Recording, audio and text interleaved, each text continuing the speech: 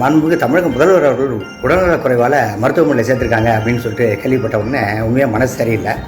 ஒரு ரெக்கவரி ஆகி இன்றைக்கி சிஎம் வரணும்னா அதுக்கு ஒரு வழி இருக்குது. என்ன அப்படின்னு கேட்டால், அவர் ஒரு நிகழ்வில் பேசிக்கும்போது சொன்னார், ஒரு ஹியூமனிட்டியாக அதை எப்படி பார்க்குறேன்னா, காலையில் நான் கண் விழித்து எந்திரிக்கும் போது நம்மவர்கள் யாராவது எதுவும் பண்ணிடக்கூடாதுன்னு எந்திரிக்கிறேன்றாரு. அப்போ அவர் எவ்வளோ மன உளைச்சல் இருக்குது பாருங்கள். இதில் கட்சி நிர்வாகிகள், பொறுப்பில் இருக்கிறவங்க எல்லாருமே நீங்கள் செய்யும் செயல்கள், நீங்கள் பேசும் வார்த்தைகள் இதெல்லாம் உங்களை பாதிக்குதோ இல்லையோ, எண்ட் ஆஃப் த டே தலைவரை போய் பாதிக்கும், நம்ம சிஎம்ஐ போய் பாதிக்கும். அதுக்காக தான் அவர் அந்த வார்த்தையை சொல்கிறார். தயவு செய்து இனிமேல் நீங்கள் பேசும் பேச்சிலோ இல்லை செயல்களிலோ கொஞ்சம் பார்த்து நடந்துங்க.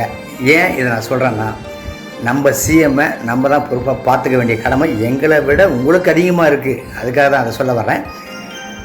கூடிய விரைவில் அவர் குணமாகி வீட்டுக்கு வந்துடுவார். என்னுடைய ப்ரேயர்ஸ் எப்பயுமே இருக்கும்.